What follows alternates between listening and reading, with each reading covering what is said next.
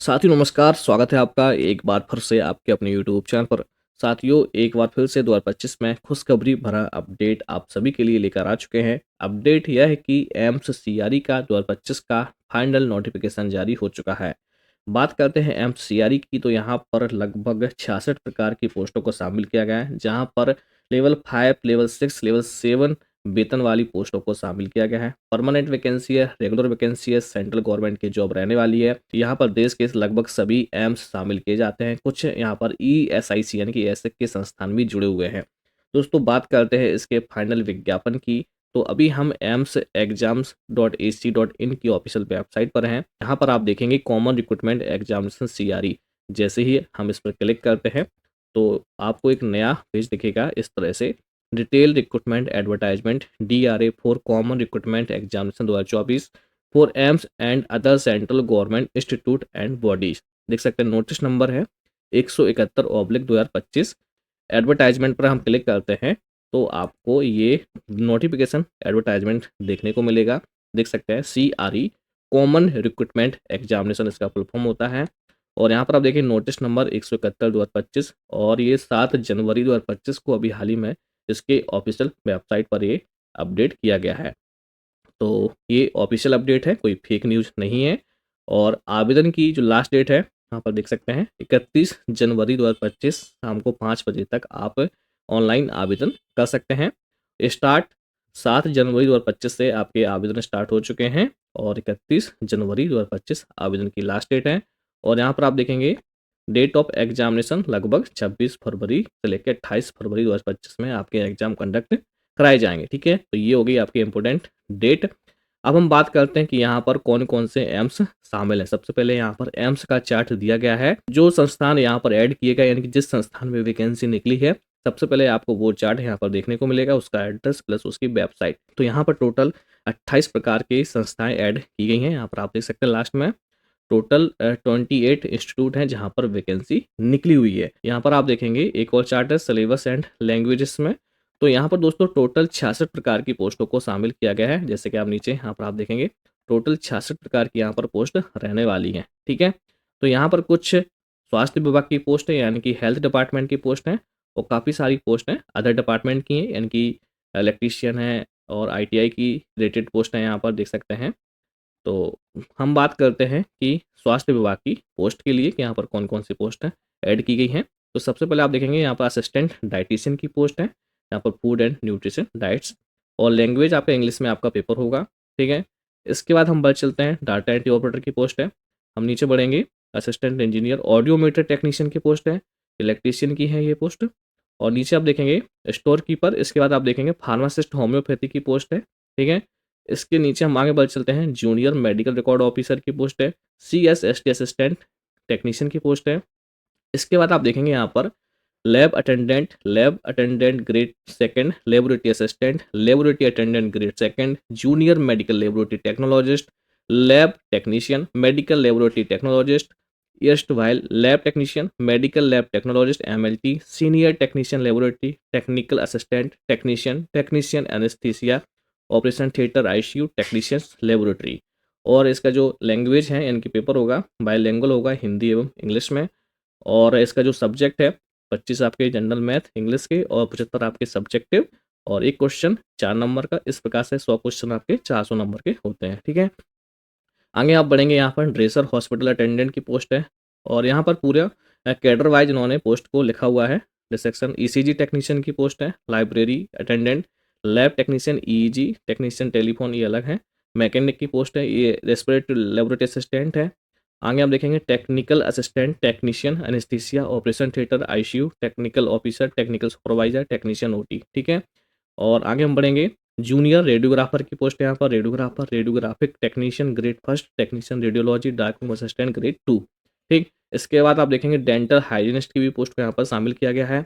और आगे हम देखेंगे रेडियो थेरेपिक टेक्नीशियन की भी पोस्ट है। इसके बाद आप देखेंगे ऑप्थेल्मिक की भी पोस्ट को यहाँ पर शामिल किया गया है, ऑप्थेल्मिक टेक्नीशियन की। और इसके बाद आप देखेंगे टेक्नीशियन पोस्थोटिक की भी पोस्ट है, फार्मासिस्ट आयुर्वेदिक की पोस्ट यहाँ पर एम्ब्रियोलॉजिस्ट की है। और आगे हम बढ़ चलते हैं डेमोन्स्ट्रेटर है, ये यहाँ पर फिजियोथेरेपी की पोस्ट को शामिल किया गया है। जूनियर फिजियोथेरेपिस्ट की पोस्ट है, जूनियर ऑक्यूपेशनल थेरेपिस्ट की पोस्ट है। और आगे आप देखेंगे ऑक्यूपेशनल थेरेपिस्ट की पोस्ट है। इसके बाद हम नीचे बढ़ चलते हैं, फार्मा केमिस्ट केमिकल एग्जामिनर की पोस्ट है। आगे यहाँ पर स्टेनो है, एड्स एजुकेटर कम काउंसलर की पोस्ट है, एएनएम की पोस्ट है, नर्सिंग ऑफिसर की पोस्ट है, यहाँ पर पब्लिक हेल्थ नर्स की पोस्ट है, senior nursing officer, senior nursing officer, nursing officer grade first, staff nurse grade first, staff nurse grade first, senior nursing officer, TB and chest disease health assistant multipurpose worker. यहाँ पर काफ़ी सारी पोस्टें यहाँ पर add की गई हैं। नर्सिंग ऑफिसर की पोस्ट है। तो दोस्तों ये पोस्टें हैं जहाँ पर आप लोग अप्लाई कर सकते हैं। जैसे कि आपने देखा डाइटिशियन है, लैब असिस्टेंट है, अटेंडेंट है, फिजियोथेरेपिस्ट है, ऑप्थेल्मिक है, फार्मासिस्ट है, रेडियोग्राफर है, नर्सिंग ऑफिसर की पोस्टें हैं और ओटी टेक्नीशियन की पोस्टें हैं। तो काफ़ी सारी पोस्टें हैं जहाँ पर आप लोग अप्लाई कर सकते हैं। अब हम बात करते हैं कि यहाँ पर क्या क्वालिफिकेशन मांगी जा रही है। तो यहाँ पर आप देखेंगे पोस्ट असिस्टेंट डाइटिशियन की पोस्ट है और साथ ही में आप देखते जाएंगे कि इंस्टीट्यूट कौन सा है यहाँ पर, एम्स बिलासपुर में। और एज लिमिट भी यहाँ पर लिखा हुआ है कि 35 साल से ज़्यादा नहीं होना चाहिए। और पे लेवल यानी कि वेतन का भी लिखा है कि लेवल 6 का यानी कि 4200 ग्रेड पे का आपको वेतन मिलेगा। क्वालिफिकेशन आप यहाँ पर देखते जाएंगे, एसेंशियल में MSc food and nutrition from a recognised university और 2 साल का एक्सपीरियंस होना चाहिए। ठीक है, इस प्रकार से आप समझ जाएंगे कि आपकी कौन सी पोस्ट है, क्या एज लिमिट है, कहाँ पर जॉब लोकेशन है और वेतन क्या है, क्वालिफिकेशन क्या है। ठीक है, और इस तरह से आप देखते चले जाएंगे। हम बात करते हैं लैब टेक्नीशियन के लिए, बात करते हैं लेबोरेटरी कैडर के लिए। तो यहाँ पर देखें काफ़ी सारी पोस्टें हैं, लैब अटेंडेंट ग्रेड 2 यानी कि आपको यहाँ पर फोर्थ श्रेणी से लेके प्रथम श्रेणी तक की यहाँ पर पोस्ट को शामिल किया गया है लैब कैटेगरी में। तो यहाँ पर सबसे पहले आप देखें post name junior medical lab technologist की पोस्ट है। यहाँ पर देखेंगे एम्स बिलासपुर, एज लिमिट 18 से लेकर 27 साल, पे लेवल 5 दिया जा रहा है। एसेंशियल क्वालिफिकेशन की बात करेंगे तो 12th साइंस सब्जेक्ट से होना चाहिए एंड 2 साल का रेगुलर डीएमएलटी का डिप्लोमा होना चाहिए और यहाँ पर एक्सपीरियंस 1 साल का होना चाहिए, तब जाकर आप आवेदन कर सकते हैं। ठीक है, तो ये क्वालिफिकेशन है। जूनियर मेडिकल लैब टेक्नोलॉजिस्ट की सबसे ज़्यादा पोस्ट है यहाँ पर और जूनियर एमएलटी की पोस्ट है यहाँ पर 397। हमने यहाँ पर सारी पोस्टों को कैलकुलेट किया है। पोस्ट का विवरण आपको नेक्स्ट चार्ट में देखने को मिलेगा। यहाँ पर सिर्फ क्वालिफिकेशन है, तो आप क्वालिफिकेशन देखते जाएँ। जिस पोस्ट के लिए आप एलिजिबल हैं क्वालिफिकेशन से, तो आप आवेदन करेंगे। एज लिमिट भी आपको देखते रहना है और यदि आप रिजर्वेशन कैटेगरी से हैं तो आप सर्टिफिकेट लगा के कुछ यहाँ पर 3 या 5 साल का छूट ले सकते हैं। ठीक है, तो यहाँ पर अलग-अलग क्वालिफ़िकेशन है। कुछ में यहाँ पर एक्सपीरियंस भी माँगा जा रहा है, जैसे कि आप आगे देखेंगे। यहाँ पर आप देखेंगे लैब अटेंडेंट की पोस्ट है जहाँ पर 12th साइंस सब्जेक्ट से प्लस डीएमएलटी का डिप्लोमा होना चाहिए। एक्सपीरियंस नहीं है तब भी आप आवेदन कर सकते हैं लैब अटेंडेंट की पोस्ट के लिए। यदि एक्सपीरियंस है तो आप लगा सकते हैं, यदि नहीं है तो नहीं लगाएँ। यहाँ पर डिज़ायरेबल में एक्सपीरियंस लिखा हुआ है। ठीक है, ये लैब अटेंडेंट की पोस्ट है। किस एम्स में आपकी पोस्ट रहने वाली है, क्या आपको वेतन मिलेगा, लेवल 2 का वेतन दिया जा रहा है। एज लिमिट यहाँ पर 18 से लेकर 27 साल है, आप यहाँ पर देख सकते हैं। ठीक है, आगे आप देखेंगे लैब असिस्टेंट के लिए, मेडिकल लेबोरेटरी टेक्नोलॉजिस्ट के लिए यहाँ पर देखेंगे लेवल 6 का वेतन दिया जा रहा है यानी कि 4200 ग्रेड पे का वेतन है और यहाँ पर बैचलर डिग्री होनी चाहिए और लिखा है 2 साल का यहाँ पर एक्सपीरियंस होना चाहिए 100 बेडेड हॉस्पिटल का, तो आप आवेदन कर सकते हैं। ठीक है, और यहाँ पर डिप्लोमा वाले कैंडिडेट्स आवेदन नहीं कर सकते हैं। ठीक है दोस्तों, कहाँ पर लेवल 6 के वेतन में, डिप्लोमा वाले कहीं भी आवेदन नहीं कर सकते लेवल 6 के वेतन में। और आगे यहाँ पर आप देखेंगे सीनियर टेक्नीशियन लेबोरेटरी की पोस्ट है और लेवल 7 का वेतन दिया जा रहा है। यहाँ पर BSc in medical lab technology मांगे यानी कि बीएससी इन एमएलटी होना चाहिए प्लस 10 साल का एक्सपीरियंस होना चाहिए। लेवल 7 का आपको वेतन मिलेगा। एम्स रायबरेली जॉब लोकेशन रहेगा। दोस्तों काफ़ी गुड न्यूज़ वाली पोस्टें हैं ये। तो यहाँ पर हम बात करते हैं कि असिस्टेंट जो डाइटिशियन है उसकी 24 पोस्टें हैं। फार्मासिस्ट की बात करेंगे तो दोस्तों यहाँ पर 12 पोस्ट हैं होम्योपैथी की। Lab technician, lab assistant, lab cadre की बात करेंगे तो सबसे ज़्यादा पोस्ट हैं दोस्तों जूनियर मेडिकल लैब टेक्नोलॉजिस्ट की। ठीक है, ये आंकड़े हमने लिखे हुए हैं।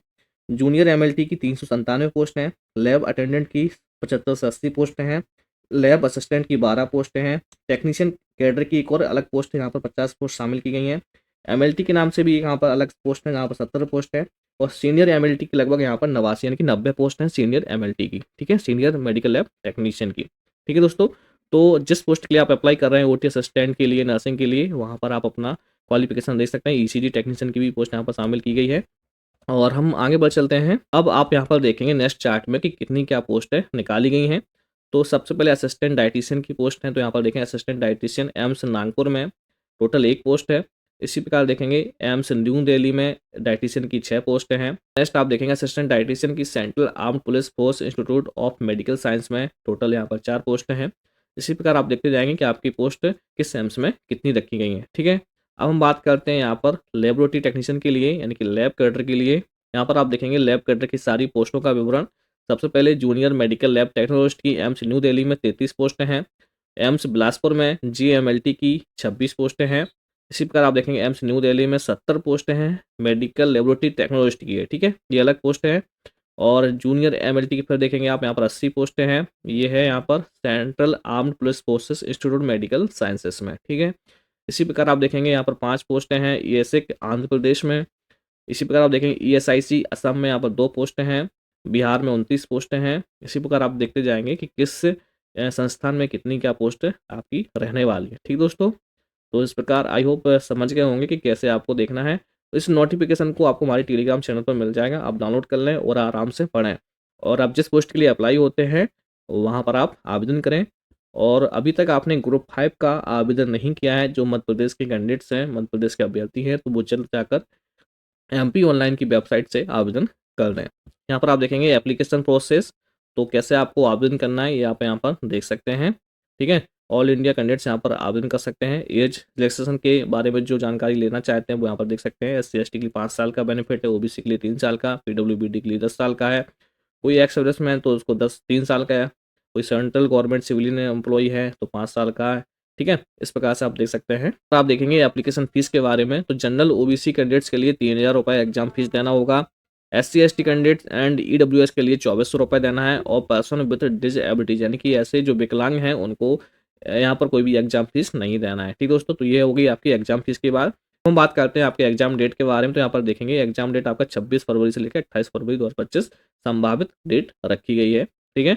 और जैसे ही आपकी डेट आएगी तो आपको 10 दिन पहले एडवांस नोटिस में आपको बता दिया जाएगा, ठीक दोस्तों। अब हम बात करते हैं आपके एग्जाम पैटर्न के बारे में, स्कीम सिलेबस ऑफ एग्जामिनेशन के बारे में। कंप्यूटर बेस्ड टेस्ट होगा यानी कि आपको कंप्यूटर में टेस्ट देना है। The duration of the examination shall be 90 minute यानी कि 90 मिनट यानी कि 1.5 घंटे का आपका पेपर होगा। 100 MCQs of 400 marks with 4 alternative for each question where each question will carry 4 marks यानी कि 100 क्वेश्चन पूछे जाएंगे, एक क्वेश्चन 4 अंकों का रहेगा। इस प्रकार से 400 नंबर का आपका पेपर होगा। 25 MCQs आपके related to general knowledge aptitude knowledge of computer से रहेंगे। 75 क्वेश्चन आपके सब्जेक्टिव रेस्पेक्टिव ग्रुप से रहेंगे, ठीक दोस्तों। और यहाँ पर आप देखेंगे question paper will be divided in 5 section each of 18 minutes duration where each section will contain 20 question following will be applicable, ठीक दोस्तों। तो इन सब बातों का आपको ध्यान रखना है। यहाँ पर लिखा है कि 5 सेक्शन होंगे, ठीक है, 18 मिनट ड्यूरेशन का, मतलब ये 5 सेक्शन है और एक सेक्शन आपका 18 मिनट ड्यूरेशन का रहेगा और एक सेक्शन में आपके 20 क्वेश्चन रहेंगे, ठीक दोस्तों। तो इन बातों का आपको ध्यान रखना है। और दोस्तों बात करते हैं नेगेटिव मार्किंग की, तो यहाँ पर दोस्तों नेगेटिव मार्किंग रखी गई है। There will be negative marking of 1/4 marks for each wrong answer, ठीक दोस्तों। तो इसका आपको ध्यान रखना है, नेगेटिव मार्किंग भी रखी गई है। तो दोस्तों आई होप आप लोग समझ गए होंगे। तो इसका नोटिफिकेशन आपको हमारे टेलीग्राम चैनल पर या पर वीडियो के डिस्क्रिप्शन में ही हम डाल देंगे। और आपको आवेदन कैसे करना है, तो यहाँ पर लॉगिन टू अप्लाई पर क्लिक करेंगे। यहाँ से आप अपने फॉर्म को फिल कर सकते हैं। पहले आपको लॉगिन हो जाना है और यदि आप लॉगिन नहीं हुए हैं तो क्रिएट न्यू अकाउंट पर क्लिक करके आप अपने फॉर्म को फिल कर सकते हैं, ठीक दोस्तों। तो ये अपडेट और मिलते हैं अगली वीडियो में अगले इन्फॉर्मेशन के साथ। Thank you for watching.